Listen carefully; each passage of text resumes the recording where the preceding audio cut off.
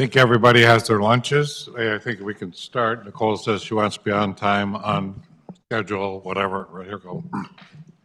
So it's great. We got the Planning Commission with the City Commission. So I think we'd just like to go around just so my commissioners know who falls on the Planning Commission and kind of know what's going on. And I only ask the Planning Commissioners just to say how long they've been a commissioner, so that helps my commissioners understand how many years of service we have here. So Tim Mahoney, Mayor. Denise Kolpak, City Commission. Tyler Moles, Planning Commission. I've been here for about a year now. Tommy Schmidt, Planning Commission, 3 years. Paul Glide, Planning Commission, a year. Michael Batlock, Planning Commission, about 6 months now. Amy Haas, Planning Commission, about a year. Tracy George, Planning Commission, about 3 months. Joseph Ciso, Planning Commission. It's going to be getting close to a year, I believe so. Miranda Tassa, Planning Commission, 7 years, Planning Commission. Mark Williams, Fargo Planning. Christy Dodson, Consultant Team, Code Studio. Matt Ingles, CZB. Pete Lombardi, CZB. Kim Satrowski, Fargo Planning. Thomas Eddington, CZB. Dave Pepcorn, City Commission for 16 years. Michelle Turnberg, City Commission. Nicole Crutchfield, Planning Director. And thank you, everybody, for coming. This is kicking off, I think, our second interactive meeting here. And I would encourage, I think for the Planning Commission, everybody's seeing this for the first time, first of all. And really, this is just lead into our public meetings that are happening over the next couple days. For the Planning Commission perspective, feel free to engage as much as you want to today. This is all kind of new information. We'll have some time on the July Planning Commission for some deeper dives, and as we go into this next round of review comments. For today, we have a presentation, just a kind of a kickoff of where we're at today, what we've learned so far, and the material of question as we go into the next few days. And I don't know, Miranda, as our Planning Commission Chair, do you want to have any words of wisdom for us? Well, first of all, I just want to thank everybody for being here. This is great attendance for Planning Commission. And yeah, I just want to just kind of reiterate that this is your opportunity to ask questions. No question if you're thinking it. There's probably another commissioner also thinking it, so don't be shy. But thank you very much for attending, and we look forward to presentation. And I just wanted to thank out and make a nod maybe to all we have engineering and planning staff here as well, our assistant city administrator, and some folks from the public here. And so really good information to share. And thank you to our project manager, Kim Satrowski, and Mark Williams, who are really helping get all the logistics worked out. So should I toss it to Pete? Yeah. I feel like ZZZ is part of the team now. We've been working with them so well. Yeah, no, so we're happy to be back in town for such nice weather this week. And what we'll do today is do some very quick project updates before we dig into code testing overview, which will give you a sense of what is being presented to the public today and tomorrow, and what will be, I think, good fodder for discussion in Fargo over the next 2 months as we keep working on our phase one of this project. So in terms of project updates, just a reminder of the timeline and the phasing here. We're still in phase one, code analysis and testing. So this presentation will kind of bring you up to speed on some additional analysis we've been doing. We've also started the very early stages of work for phase two, code drafting and development. As we've been doing testing and analysis, we've been thinking about ways to structure the beginning of work on the code drafting, but phase two will really begin in force September, October, but it is kind of overlapping right now with phase one.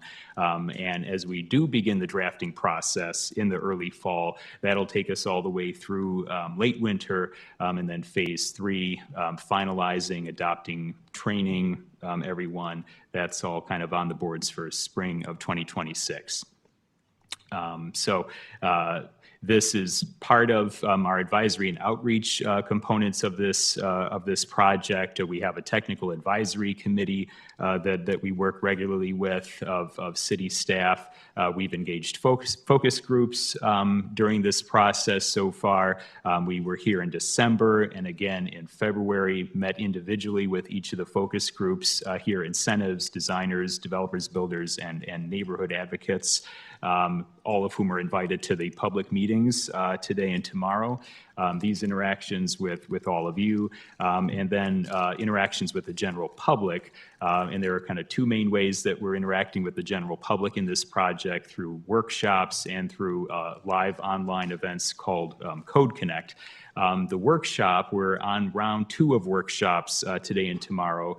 You can see this evening at the Fargo Dome, tomorrow morning at the Fargo Park Sports Center on 38th Street South, and then around lunchtime tomorrow at Fargo Cass Public Health. So those 3 opportunities, all covering the same content, gives people 3 different options for participating. We also will have all of the content from these workshops online attached to a survey, so that anyone who can't attend in person is able for the next month or so to review materials online and submit their feedback that way. Code Connect, the other way that we are engaging with the general public, we've had 2 sessions so far. These are hour-long sessions. The first one was in March. The second one was in May. We do these about every other month. They provide basic updates on the project. And the first 2 sessions, we've also had little zoning 101 sessions to provide some general information about what it means to be updating the LDC. So the 3rd session will be held sometime in July. We'll be nailing down that time and date soon.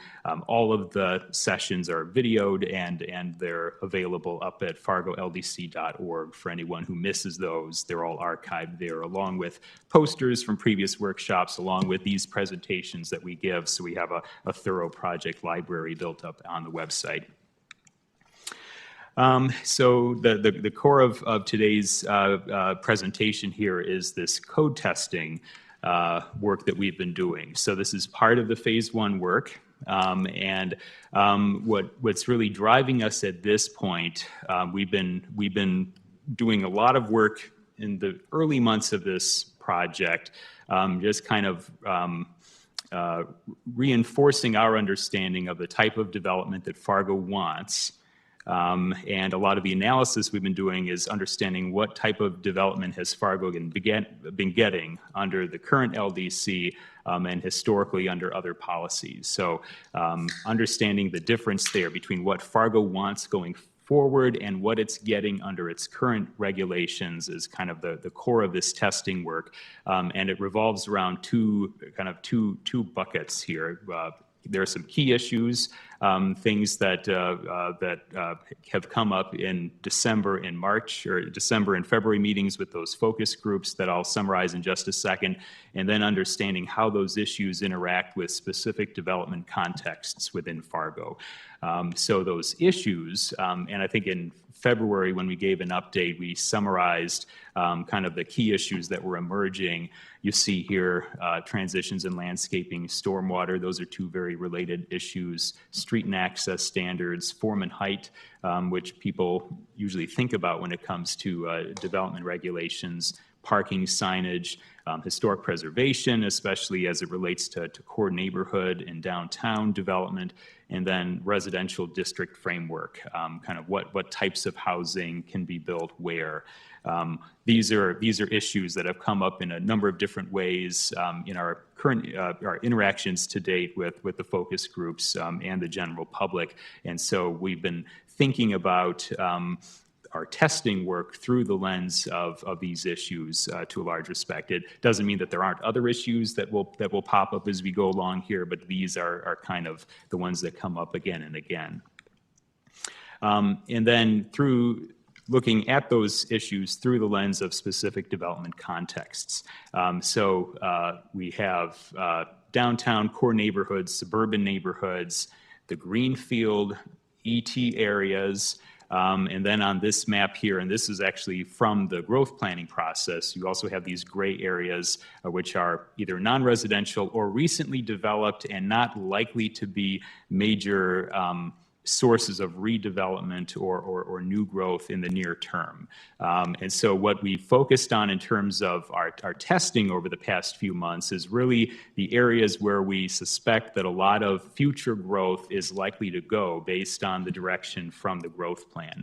So certainly Greenfield will continue to be a place where new growth will be accommodated. The growth plan calls for up to 66% of future household and population growth going into the greenfield areas, which is less than historically, but still a significant amount of future growth absorption.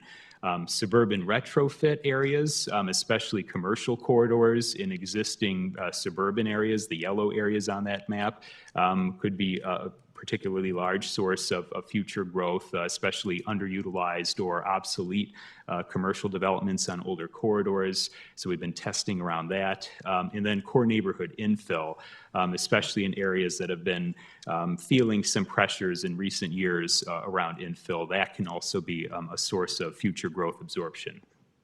Downtown, we've not been looking at downtown specifically. That will also be a source of absorption of future growth, but there's been so much attention to downtown through the in-focus update process in the last few years that we feel that is pretty well covered in terms of our understanding of what's needed code-wise in downtown. So we've focused on those three development contexts that you see there, thinking about what needs to be tested as we think about what an updated LDC will require to get what Fargo wants out of these particular contexts. And of course, in all of this, understanding what vision is the comprehensive plan, Go 2030, pointing Fargo towards, the direction from the in-focus planning work, the core neighborhoods planning work, of course, the growth plan that was adopted last year, and the recent Fargo transportation plan. Not only are we thinking about the issues and those development contexts, but what intentions for growth and future development and redevelopment are expressed in all of the plans that have been adopted by the city over the past decade. So that's also part of our thinking here. And so the key pieces of the planning context that you'll see represented on the posters, the poster material that we'll be showing you here in a second, reflect some of the core ideas from the growth plan, the idea of place types, moving away from a more kind of strict adherence to thinking about land uses, to thinking about place types that involve a mix of uses, urban neighborhoods, suburban neighborhoods, mixed commercial areas. So thinking about place types and how they get translated to our understanding of different parts of Fargo and how they get translated to the LDC process here. The growth grid, the model in the growth plan that informs future greenfield growth in ET areas, that it's designed to ensure orderly outward expansion in a way that is more walkable and pedestrian scaled than previous outward expansion. The growth center model, also from the growth plan, both in the greenfield areas and in existing parts of Fargo, thinking about absorbing as much growth as possible in well-defined, walkable, mixed-use areas that include housing, mixture of commercial, residential, and office, park space. So thinking about the growth centers and how they apply to our understanding of different parts of Fargo and how they might, what they might need from the LDC to become growth centers.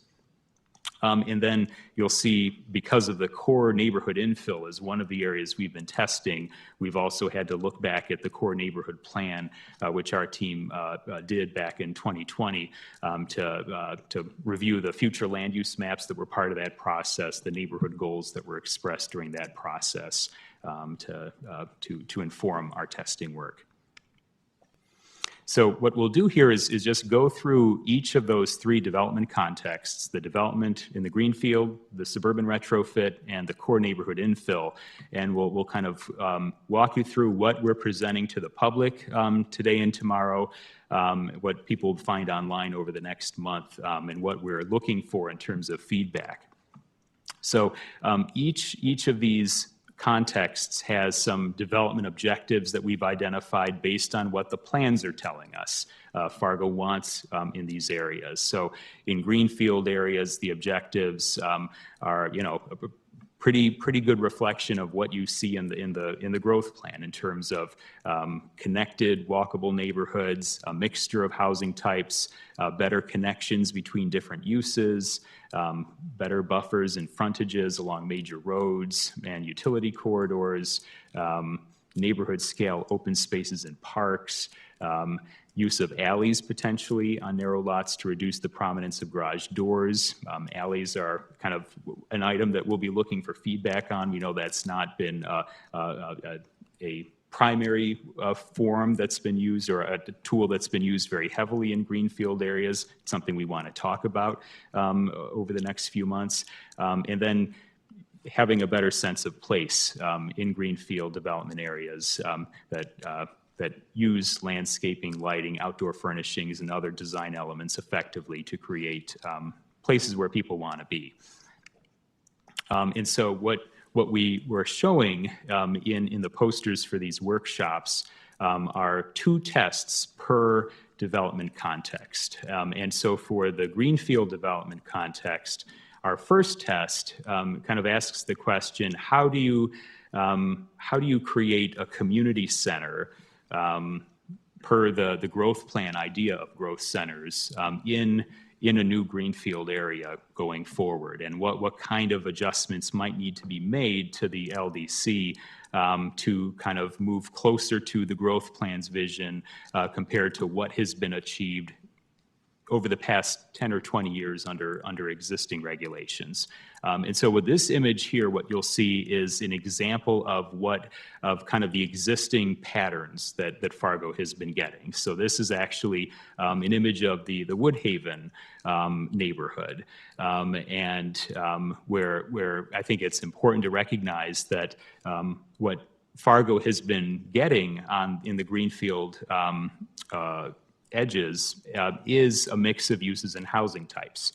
So you can't say that Fargo's suburban areas or the new growth areas of Fargo have been strictly single family or have had highly segregated land uses. You have a mixture of uses and housing types going on there. Single family, multifamily, you have commercial along arterials, but I think a key thing that was expressed to us during the growth planning process is that people sense that these areas aren't terribly walkable, even though they have sidewalks, that the connections between uses aren't as good as they could be. Some of the streetscapes lack visual character and cohesion, but there are some improvements to make. You have kind of the basics there in terms of the mixing of uses and housing types, but some of the details just need to be modified to make it work more in line with what people want to see in new greenfield development. So we sort of jumped from looking at the current conditions and patterns to thinking about what might something look like that is more aligned with Fargo Growth Plan 2024. And so this is an image that we show that occupies the same amount of space as that previous image, as the Woodhaven example, but demonstrates how you could have a mix of housing types, a mix of uses, in a way that is, has better connections between uses, has better integrated park spaces, and especially because this is testing the idea of a community center, kind of a larger scale mixed-use hub that serves multiple surrounding neighborhoods. We're sort of testing the idea of how do you integrate that type of development within a large section of the ET area. And so you see in the red area to the lower left of this image is that community center, which can be kind of a combination of vertical and horizontal mixed mixed uses. You still have a lot of parking in there for people who are traveling there to get services or visit retail, but it's positioned differently. You have a kind of a more walkable design overall, and it's more connected to the range of different housing types that you see to the upper and right areas on this image here. The lighter yellows are more traditional, larger lots, single family. The darker the oranges you see are more multifamily or attached, townhouse style houses, just to give you a sense of how the different housing types can sort of mingle and mix together and connect to a walkable community center. Is there anything you'd like to add to this this image here, Christy? Yeah, I think one thing to note in both of the Greenfield development, as Pete mentioned, you really have all the components already. It's just about how we're orienting them to one another and really knitting those pieces together a bit more intentionally. So it is really just taking those details a bit more intentional and thinking about how the development is fronting on the arterials, but also how we're creating these internal streets that are a bit more pedestrian oriented. The one thing I'll add with all of these illustrations is that this is just one way to show this. It could be drawn hundreds of different ways. And it really comes back to the development objectives and how do we achieve those development objectives.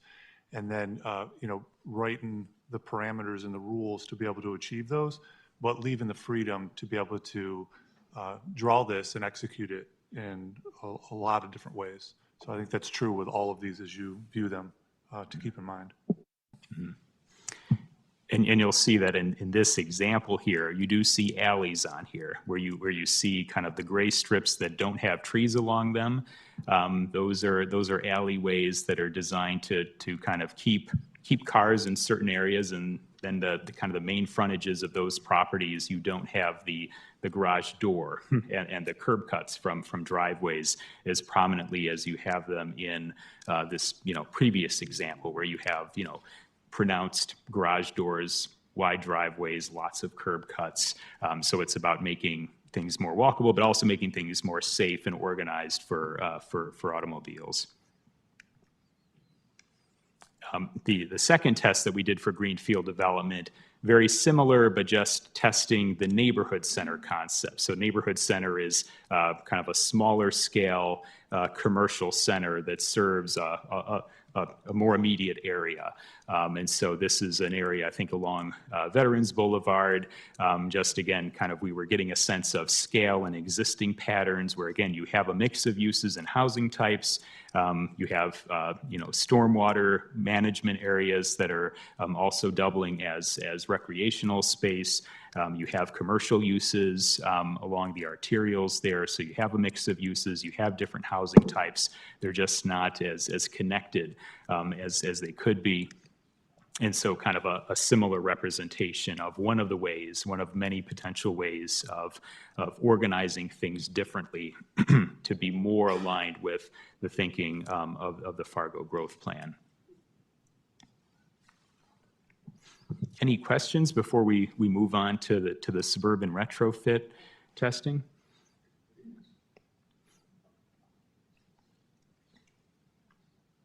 Right. So part of what we'll be doing at the workshops tonight and tomorrow is, presenting this information and getting a sense from the general public that shows up, whether it's the way that blocks are structured or the mixing of housing types or, the kind of the presentation of parks and open space. Is this the right direction? Is there something you don't like about this? Something you think is not compatible with where you think Fargo needs to be going? Before we get to the point of actually, going from pencil to pen later this year and starting, fully drafting the LDC, we have to make sure that kind of the direction we're going in here is the direction that Fargo wants. And so this is an important checkpoint along that path here. And we expect that greenfield development and what should that look like will be something that's a lot of people will have opinions about, strong opinions. And that's what we're looking for through this workshop process right now. You know, I have a comment question. I'm really impressed with your reintroduction of alleys. You know, I think when alleys were first eliminated probably 60 years ago or so, it wasn't anticipated.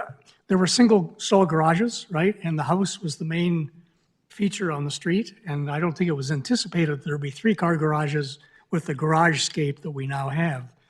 It would be really interesting if you could model a block with alleys and without alleys at the same density to show how it can be done with alleys without sacrificing the quality of the block. So just as a suggestion, that would be, I think, really helpful. No, great I have a question too. You know, you talked about what we're getting now versus what we want as what does Fargo want. How do we match our want with the landowner developers and their willingness to do what we want? You know, and just where does that match up, I guess, that's just an open-ended question.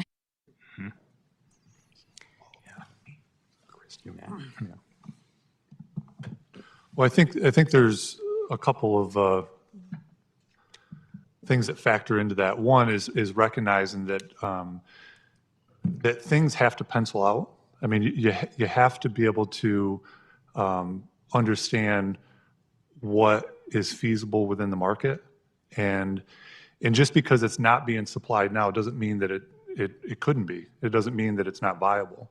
I mean, I think developers part of their job is to mitigate risk and reduce the most risk they can. And when they have something that works, they stay with it.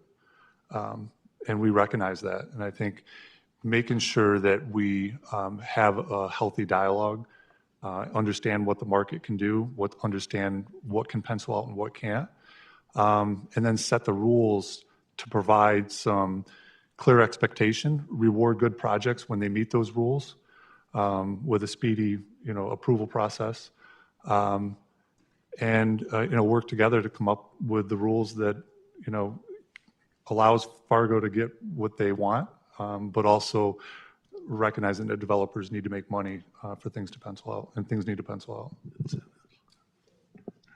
Are these the 2 tests? Is there more tests coming? These just the 2 you're doing now? The 2 for Greenfield. Well, and my only reason why I'm asking that is if you're looking at the Greenfield development south, most of these Greenfields are going to have a main arterial road attached to it, and that's not enough commercial for a main road. I mean, you got to look at 45th Street or look at, 52nd Avenue, where these Greenfield places are going to be dropped. There's going to be one of those 4 lines is going to be need to be almost all commercial because it's going to be a main road. And both tests you did have very little commercial on it. And it's going to be a problem for the developer and for our community because we're going to need commercial on those corridors. And these Greenfield locations are going to have a corridor almost every time where we are right now and what we're developing. And so there's just not, I don't think there's enough. There's too much housing and not enough commercial in these 2 tests to show the developers what it could look like, because financially it's not going to work. And it's not going to work for the community either because we're going to have blocks and blocks of no commercial. I think part of what we, in the growth planning process, part of what we demonstrated for the growth grid is that part of the community center concept the way that we show it here, it's arranged as this very walkable community center. That doesn't mean that you can't have, in addition to that, kind of an area where you can accommodate big box style development. That obviously you need land to accommodate that type of development as well. And so part of the testing that we can do can also kind of show how you can get a Target and a grocery store as part of that as well. We totally recognize that you need to be able to accommodate that too, and that's not incompatible with the growth grid concept. This is just sort of demonstrating that more walkable mixed use concept, kind of that I think a key thing to overcome in this testing period is helping people picture what does that mixed-use walkable center look like. And then in addition to that, we can also kind of show how do you get supermarkets, how do you get a Target, because yeah, people would expect to be served by that in the ET as that builds out. So that's a very good point. But this is only a quarter section. Yes, that's right. Yeah. That's right. I have a, That could be an inside more than an outside. Yeah. And the depth of the commercial development would extend beyond the corridors in this particular example. So you would start to cluster the commercial and delve deeper into that quarter section, for example. I have a question. First of all, this excites me. I'm an architect, so this is like just getting all of my dorky architecture thoughts going. Not dorky, but anyway. One of the things that I've learned, I spent almost 15 years in Denver and moved to Fargo, and I've been back for about 13 years. And one of the things that I was most frustrated about moving back here was conversations with developers or landowners with the, yeah, but everybody wants the big, beautiful tree-lined drives. Yeah, but how do you deal with snow? Everybody wants the more enhanced architectural building design. Yeah, but how do you make it pencil out, right? So my mind right now is stuck in that, yeah, but. And part of our job is to help sell this in a way that it becomes palatable and people can understand how we do it, right? How we're proposing. So simple things like snow storage. We need to think about how does that become a part of these potential development opportunities so that it's not a yeah, but. Instead, it's a you're right, and here's how we thought of it. You're right, here's how that could be solved. So just thinking about some of those really pragmatic, unsexy conversations and even just outlining, here's where that snow storage could be. Here's how we deal with trees in islands in parking lots, because it can be done. But I've had so many developers say, oh my God, we can't do that because it messes up how the snowplows come in and it's all the damage. Yeah, but we can do it. We can figure it out, right? So it's just, I feel like a little bit of getting ahead of some of those things would do us a lot of good in helping to sell the conversations. Yeah, great point. And I think part of maybe one last thing to note here about the greenfield development is that these quarter sections here, these are the same approximate size as the current patterns that we show, but the density is greater, obviously. You can kind of see that the density is greater. So in terms of kind of future revenue generation potential for the city and for developers, in terms of, the amount of units you can fit in there, that's thinking about long-term fiscal issues, that's part of the migration to this new form is that it sort of makes fiscal sense, and you're also able to get single family. You're able to get the mix of housing that you're currently getting in a less connected form across larger space. Okay. I would just say one last comment. Something that I am impressed with your sketch here is really the focus of place. That there must be an alternative along the alternatives to having strip mall after strip mall after strip mall that are not related to anything behind them. So I think that would be a really important goal of the design for greenfields. Yeah. Okay. No, this is very useful feedback we're getting so far. We appreciate that. Okay, so we'll move on here to suburban retrofits. And so the objectives here are transforming low-density, car-dependent suburban fabric into more multimodal, mixed-use urban fabric. So really specifically thinking about, suburban corridors that were developed first 40, 50 years ago. Maybe they've already been through kind of a round of redevelopment or repositioning. But you have real estate that is not being used to its highest and best level. There's a possibility of using them to get a greater mixture of housing types integrated in those neighborhoods. There's a way to redevelop those areas to have better transitions, to make those corridors look better, feel better.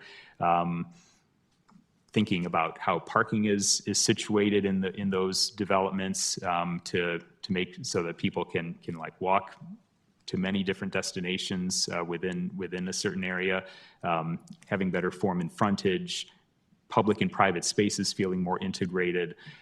It's important to note here that a lot of what we're talking about in this category of testing isn't a reflection of your current LDC, last majorly updated in 1998, but of kind of previous LDCs from the 60s and 70s, and that many of the things that we'll talk about here for suburban retrofit are things that Fargo has been working to achieve through the conditional overlay process in recent years, and been getting a lot done through the conditional overlay process. But with this LDC update process, this is an opportunity to really integrate what Fargo wants on those corridors into the basic zoning, so that you don't have to do case-by-case negotiations to get the best possible result in these areas.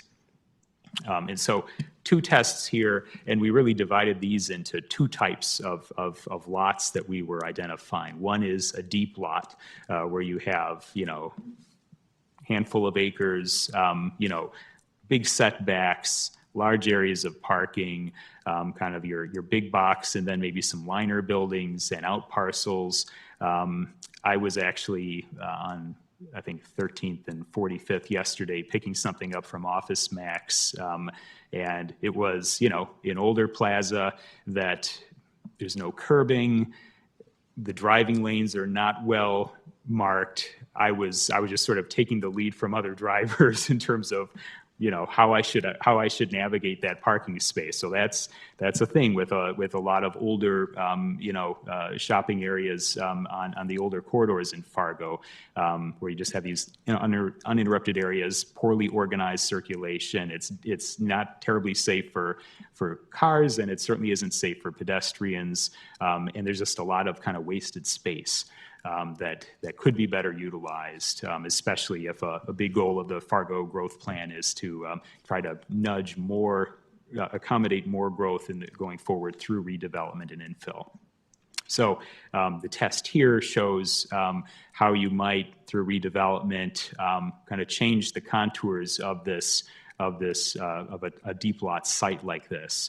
And what you'll see here is that the idea isn't, and this kind of gets to Art's point, maybe that what we're not showing here is a community center with fountains and parks and stuff like that. It's like you're still going to have parking, against the arterial. People expect that. You're not going to have buildings pushed up against the sidewalk. That's not really appropriate on 13th Avenue South or many other of these suburban corridors. But there are opportunities to better organize the space, to create better pedestrian and car connections internally. There are opportunities to integrate other uses, to have housing integrated with the site, to have a range of different spaces available within that site. And you kind of see a couple of representations of examples of this sort of work going on in other parts of the country below this diagram here. So it's, kind of taking an existing site and going through an evolution that begins to make sure that site is more aligned with what the Fargo growth plan is kind of directing the city towards. So we have these deep lot opportunities to code for, and then shallow lots. So on University Drive South and other corridors that where you have commercial lots that are shallower and butt up closer to residential areas, it kind of requires some different thinking in terms of the code. So here you have a lot of businesses and services that serve surrounding neighborhoods, Vacancy is usually quite low, so these are very active, very economically vibrant parts of the city. You have front yard parking between the street and business fronts, so it tends to be kind of an auto-dominated design, has been for decades. Landscaping and tree coverage are minimal. You have housing nearby, but you know, it doesn't feel comfortable to walk from a single-family house a block away over to University Drive to go get coffee or to, you know, go to the liquor store. That's sort of what we're looking at now in terms of the existing conditions. You have the block project there on University Drive South beginning to set a different model in terms of mixing of uses within a site along University Drive South. But you have this kind of older pattern, more suburban pattern along the rest of that arterial. And so what we're doing in terms of testing is thinking about how might you write the code to change incrementally how things look along a corridor like that. So this would not be a change that takes place, you know, next year, 5 years from now, 10 years from now. We're talking about, you know, a long period of incremental changes that over time make University Drive South a more walkable, a more presentable route. And that to a large extent means, you know, repositioning parking, allowing a wider range of uses, and just kind of maximizing what can be done with these very valuable, well-located sites. And this is something that is happening more and more in other parts of this country in terms of reutilizing these types of shallow lots to really have that mix of uses and create more presentable, walkable corridors. And again, something that happens incrementally, but you can start moving in that direction if you have the right code for it. That's the suburban retrofits. Anything you want to add to this, Matt? No, I think the only thing I'll add is that, you know, you take a corridor like South University, and it's not the same type of corridor as, say, 13th. So it feels different. The lots are certainly shallower. In many cases, you have those lots that on the back side of them, you have residential neighborhoods. And, you know, and how you transition from those lots that front University to, you know, the neighborhoods behind are going to be important. And it's, you know, and it can be a land use transition as well as a, you know, buffers and screening and things like that. And really, it's going to take a combination to do that effectively. And as Pete mentioned, this is something that is incremental. It's going to happen over time. Just like you have, you know, the block redevelopment, you have an older plaza that the time is going to come eventually where some of these older strip centers are going to be redeveloped. So you have this opportunity to get new fabric that integrates better with the public realm. And if there's a corridor that is, you know, certainly more walkable than a lot of corridors, it's University. You look at, there's parts of University where you have buildings close to the street that are engaging some houses and, you know, small apartment buildings, things like that. And it really, I think, provides the opportunity to really, over time, change the face of that corridor and make it more walkable. And as these strip centers, you know, redevelop over time, doing it in a way like this that allows the density, but does it in a way that is sensitive to the neighborhood and also increases, you know, multimodal travel along the corridor.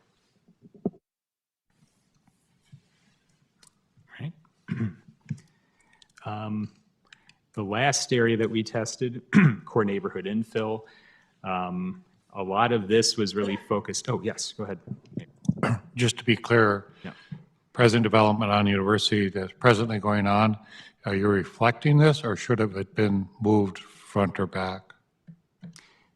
So yeah, we kind of, you can see on this image here where the block project was under construction, kind of what we're suggesting in this image here is that, you know, as much as possible, we would recommend, you know, writing a code that kind of pushes development towards the street, not right up against the sidewalk. You still want a buffer there, but that, you know, you want to have the building closer to the street. Did we want to have it further away, Nicole? I'm trying to remember when we went through that whole dialogue. think we got a good it's a trick question. And so we got a compromise of the existing fabric with the existing developer. So it's not good or bad. It's basically what could fit. Yeah, yeah, and there's sort of the model example, and this what we're showing right here is actually on a parking lot. So it's a surface parking lot, and if you were to redevelop that site, it's a lot easier to kind of play around with optimizing that site. When you've got other kind of properties, other businesses in the mix there, it's like you shoot for what you can, which is probably where you landed. And I would say to Matt's point, the most important thing from a staff's perspective on that site was the interface from the single family to the west and the height to the east and the density to the east. We'll remember those public testimonies related to that. And of course, to save the beloved Dwayne's Pizza, that was very much in context to in the existing businesses there at the developer. So the developer, it should be pointed out, spent years, trying to make this project work with a lot of existing aspects of it. And so it's a combination of all those issues. Yeah. I have a quick question about specifically really the university example. When we're looking at these, retrofit areas, are we talking to in this neighborhood, Essentia is a large stakeholder and part of that. Just wondering what the communication with, what would be complementary to having the hospital there and how that looks in terms of defining that neighborhood. Mm-hmm. I think in the core neighborhoods master plan, the future land use map, I think on University Drive South kind of showed a mix of uses, kind of having blending commercial, residential there. So as you'll see on the core neighborhood, this could almost be a core neighborhood infill example here because it is in the core neighborhoods. But that's where I think, that kind of the neighborhood vision and kind of the land use direction provided by that planning process would be important as we think about, parcel by parcel, how do you translate that to the new code? Yeah. I had one question on test one. Are those orange, is that single family type? Or what is that like? No, they could be like townhouses, something like that. But on the same commercial lot, incorporating different okay. Yeah, one of the ideas there is you have residential on the other side of 43rd and also to the rear of the site. So again, we talked on the other one about those both land use transitions as well as buffers and screening transitions. So this in that case would be more of a land use transition between what you would have on a commercial site as you move over to the residential. Because this would be, usually we have a commercial block, it's all commercial, so this would be incorporating that housing into it, so. And I think the idea here is to recognize that, when people think of mixed use, they often just think of vertical mixed use, but you can have horizontal mixed use that, and functions perfectly fine together. Shared parking, close proximity to one another. So that's one of the objectives here was to show that idea that it can work. And we're not talking about vertical mixed use here, we're talking about horizontal. Well, in fact, I think it works well when you think about when people go home and when businesses close and shared parking, right? I mean, it makes so much sense to have less surface parking in shared uses like that. Yeah, and we also want to recognize that because there's probably some folks that are kind of like, well, geez, how do you make that happen when you have multiple lots, you have different ownerships? It's not. It's complex, but it's certainly doable. There are solutions to that. Thank you. In the two examples we saw, are these examples of neighborhood centers or community centers, or are these all examples of things that would be able to do by right so they can mix those uses in there? Yeah, this is just the transformation of corridor and just separated into deep lot versus shallow lot, not necessarily in a center like you saw on the other two for the Greenfield. But there could be certainly a center on a corridor that, that maybe you build around that key intersection which I think there's a couple that are identified in the growth plan.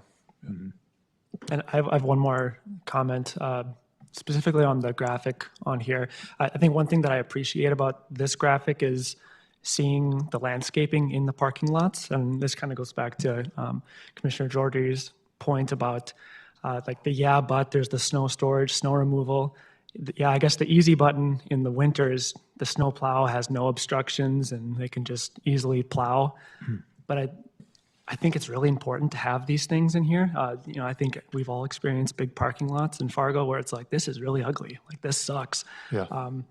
And especially in the summertime, I mean, there's no snow for 7-8 months of the year, really. It's just a hot environment. It's dirty. There's no relief or shade or anything like that with your parked vehicle. So I think just doing these little moves like this, especially with our parking lots that are already oversized, I think these are requirements that should be in our new LDC to make these things just, at a minimum, make them look nicer than they are currently.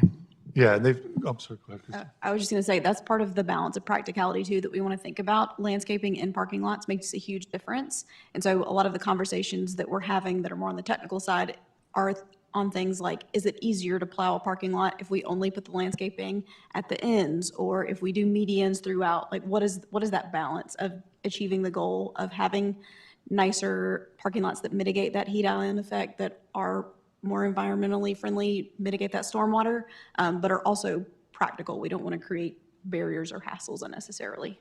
Right. Yeah. I think one other thing is, I think snowplows will figure it out. They'll kind of get used to it after one season. They're like, okay, the island's over here. We'll go around it. Maybe it takes a few minutes longer to do, but I think the trade-off is that 8 months of the year it looks nicer than having an easier time plowing. Yeah, and recognizing it was pointed out that, there could be times where you're going to sacrifice a few spaces for snow storage, things like that, and you just plan for it. I'm in upstate New York. I know it doesn't get quite as cold there, but we get over 105 inches a year of snow. Thomas is in Park City that gets over 300 inches of snow every year. We both have, tree islands and things like that.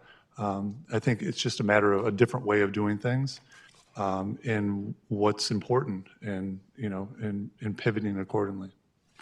Just to kind of piggyback on that, I think the more and more that we are starting to get to the point where we're having tactical conversations about making this all real, it's also important to remember our why, which is we want to do things different because we want a different outcome, which requires us to think differently, which means we have to be bold.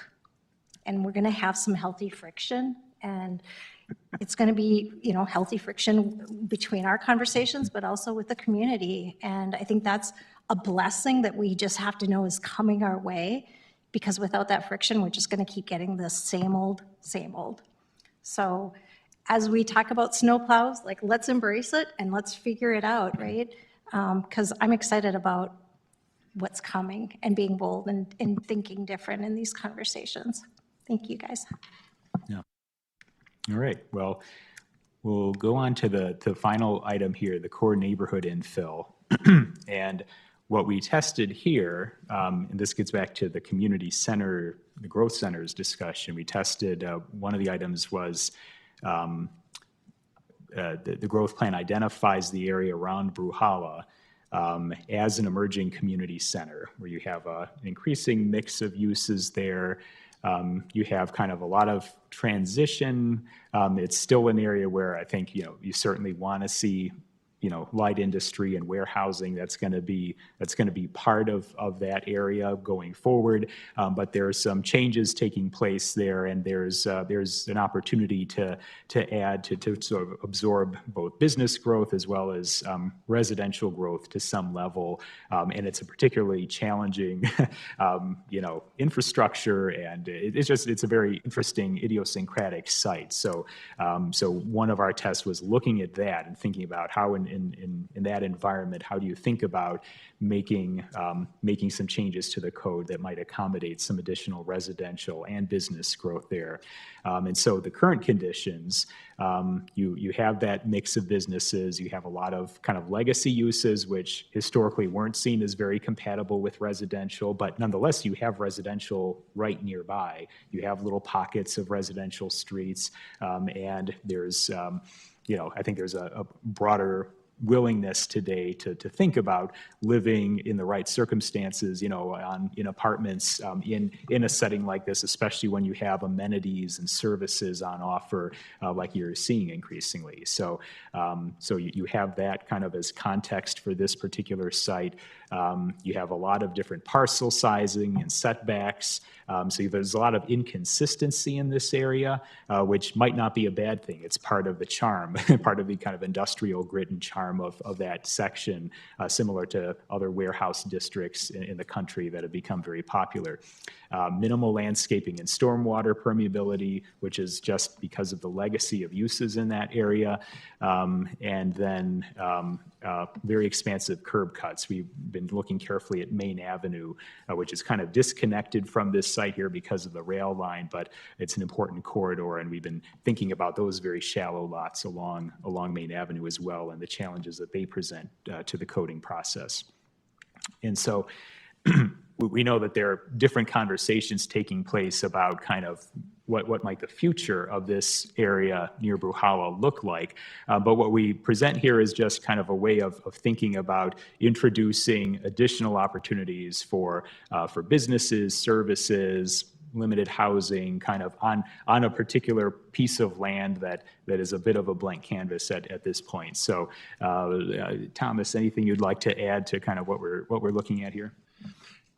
I would just say that, in this particular area, you have such an eclectic mix of uses all around here, right? That as you start to think about community centers, so this is an emerging community center, just keep in mind that, they don't have to be, all 4 and 5 stories, all very similar, all equally dense. In this particular example, we're showing that this can, have 1 and 2 and 3 story buildings and kind of create this little avenue, this little main street that's internal. It has surface parking on either side, maybe a parking garage in this particular area. Doesn't really make sense. I mean, in the context of this area, it may or may not make sense, but just recognizing that flexibility can allow a community center to create its own identity, right? This community center is very different than a community center in the Greenfield area, and just recognizing that that's okay, that's good, that's what you want, that flexibility. And the other test we did is looking at the Roosevelt neighborhood. And that's an area obviously between the hospital and NDSU where there have been infill pressures over the years, concerns about the single family housing stock and single family blocks.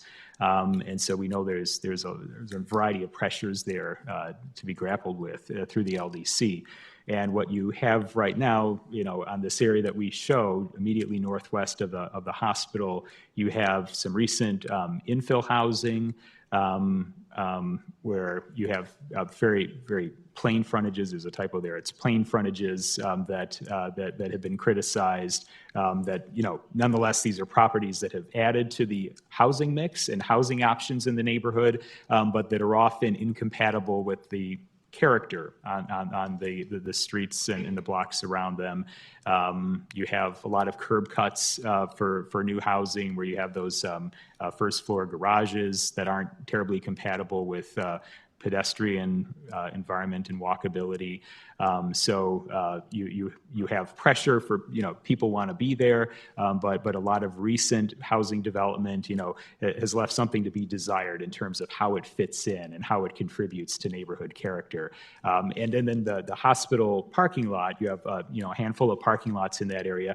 Parking lots are something that, you need because of the institutional presence there, but there are better ways to do parking lots, especially as they abut residential areas compared to what's there right now.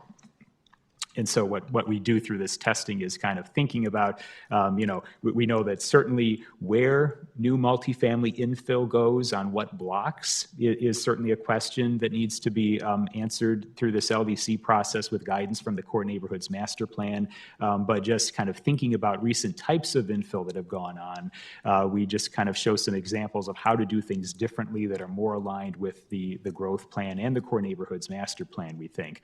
That kind of slot style multifamily, that image you see on the upper left-hand side of the screen there. There's an example here of just reorienting that type of development so that you actually have something facing the street. You actually have a frontage that is compatible with other residential properties along that street while still getting a new deep infill property that is adding to the housing options and variety of housing types in that neighborhood. And doing, in the upper right-hand example, doing kind of a corner site where you have the parking to the side so that you have uninterrupted sidewalk on the kind of the street that it's facing, so you don't have all the curb cuts and the interruptions to the residential character of that street. And then there are any number of ways to redo the parking lot so that you keep the parking, you keep the convenience for visitors of that institution, but you improve stormwater management, you have stronger buffering to the surrounding residential properties. You just make it more compatible with the residential flavor around it. So this is more tactical than kind of the suburban retrofit or thinking about the greenfield development. It's kind of getting certain details right in the right places where you have infill pressures so that you can sort of respond to the challenge of needing additional housing units, but doing so in a way that's more respectful for the character of the neighborhood. And that's the final test we have here. Any final questions or comments about what we've showed here in the last few minutes? I have a maybe comment question. I was just thinking about how we align the neighborhood housing needs and future housing needs based on our schools and what's Fargo Public Schools long-term, their master plan, old buildings or schools that'll be maybe one day not used, and how that's just a comment, I guess, just thinking about not just what we have right now with this, FPS, but their master plan and where things will be located and how that affects housing. Mm-hmm. Yeah, I know we during the growth planning process, we interacted with the school district, with the Fargo School District, and kind of their planning process. And I know part of the thinking with like the core neighborhood schools is kind of thinking, very long term about, you're kind of, there might be a kind of an ebb in enrollment or kind of you don't know what's going to happen 10 years from now, 20 years from now. So just kind of preserving the opportunity to have school capacity. And if you have, a period where you have a lot of infill development happening and you see a larger student population, it seemed like what's important for them is having kind of the flexibility to be able to respond to kind of unpredictable changes like that. So I know that's, in Roosevelt, when we worked with them on the core neighborhoods, preserving that as a community resource, that school property was an important priority for that neighborhood. So, yeah. One comment that I had about the greenfield items. Mm-hmm. Second example, that neighborhood is right across 45th from shops, restaurants, and grocery store. And because of the way that 45th is designed there, I don't think I ever see anybody ever try to cross that into that next door neighboring community, because it's a big road where, 6 lanes, everyone's going 45 to 50 miles an hour. So I guess my question is, when we continue to expand south, are we going to take that into consideration so we have more walkable, roads in there, and then, make it easier for people to cross into other neighborhoods? I think part of the growth grid concept here, because I think, yeah, the big challenge is that, yeah, you have these monster arterials, and what you probably don't want to do is have commercial kind of clustered around a major arterial intersection where you're kind of forcing people to cross those roads to kind of access different parts of a community center. So I think what we're kind of showing here is that you would try to have it kind of internalized within a section. And then, we would want to, for people living south of the arterial, to be able to access it by crossing, but you'd be trying to arrange the commercial so that you're not forcing people to kind of navigate that center by crossing an arterial. You want to add to that, Christy? Yeah, I think you touched on all the key issues, but really, thinking about right now, your commercial development is sort of a ribbon along this arterial. And, when folks want to go from one place to another, even if they're going from the neighborhood across the street, they're going to drive from one place to another. If you're south of this, you may still drive to that commercial center. But it's the idea that you may drive and park once and then walk around to a few places. So it is thinking about, these arterials, they're big, we can soften those edges a little bit, but really if we want to be pedestrian focused, you're going to have to internalize that a little bit. And so instead of being this ribbon, it's thinking about, pulling it to a corner, pulling it to a center, however, big or small based on the context of that particular place. But really it's just a reorganization of a lot of the components you already have. And really admitting that those arterials are always going to be big. They're never going to be the most pedestrian oriented, but we do have opportunities to make those internal streets more pedestrian focused. So I guess one of my responses to that is, do those arterials need to be quite as big? With 45th, you're less than a mile from I-29. I work up by 13th and live down by 52nd. I'm absolutely encouraged to go right down 45th because I can get down there quick, go 45 miles an hour. It doesn't make sense for me to go to the interstate, where in most cities, you're encouraged to use the freeways to get to your exit and get into your part of the community at that time. Yeah, I think it's a great question. And, thinking about the transportation master plan that was just adopted, I think that's something that we need to look at and consider, what kind of street types are being coded, and are those the right street types for those areas? I think that's the next level of analysis we need to think about and look at.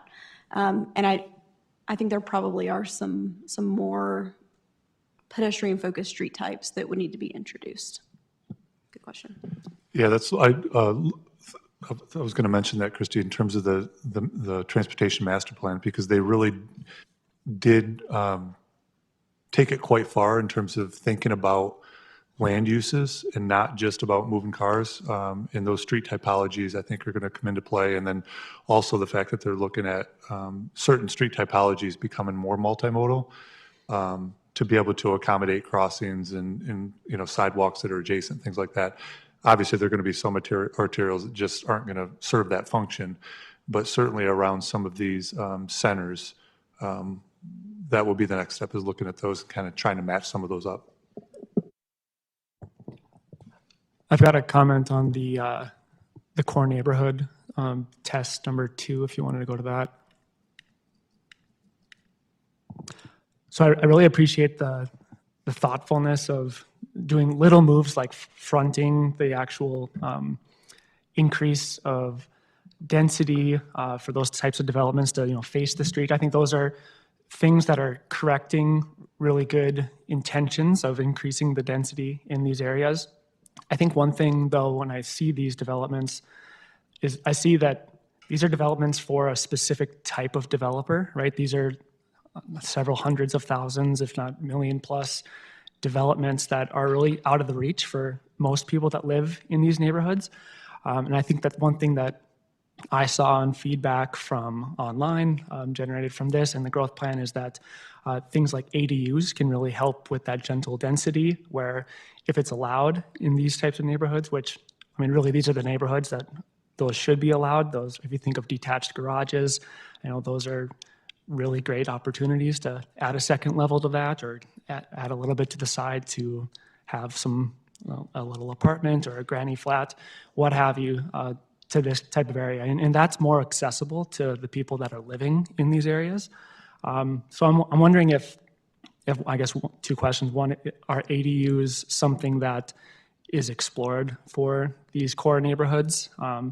And two, I think it would be a really good example to show in something like this, you know, just choosing one random detached garage and just showing like, this is how that could be converted to an ADU where, you know, that's not changing the character of the neighborhood at all, but it is providing that gentle density that's providing supplemental income to the property owner, and providing a variety of housing options. So, yeah, excited to hear your feedback on that. Yeah, go ahead. Yeah, one way we like to think about this and talk about this really is house scale development. Because I think, you know, when a lot of folks think about core neighborhood or infill development, there's this idea of this 1920s or 30s house with a porch on the front or something like that. But a lot of those either originally built or over time may have evolved to have multiple units in them. And so as we, you know, we're asking the sort of big idea questions here. And as we get into the next phase, part of what we want to talk about are the tools that we have for things like house scale development and where those districts that would allow for something like that would be appropriate. So there's certainly tools that we have and we want to talk about. And, you know, we want to make sure that we're proposing those in the right areas. And it's, we want to illustrate and show how something that may allow for 2 or 3 units can actually match neighborhood character better than something that may exist on the ground today. So we have written a lot of those tools before in zoning districts, and, you know, certainly want to ask those questions and want to make sure that we're proposing them in the right areas. All right. Okay, next steps. So what we'll be doing is getting feedback from this week, including what we talked about today, what we'll be talking about with the public in the workshops, and what we get from feedback that we get online from people who aren't able to participate in person. We'll be collecting all of this, and it'll inform our kind of our work over the next few months as we take that emerging direction for the LDC and begin to pull it together into a full-on approach for drafting the new LDC. So our goal is to be here again in August to present a full approach to drafting the new LDC, and then to kind of get feedback at that point to revise that as needed, and to really get confirmation on the core direction so that we can start writing the new LDC, with the goal of really beginning that full on in September and then continuing through the late winter.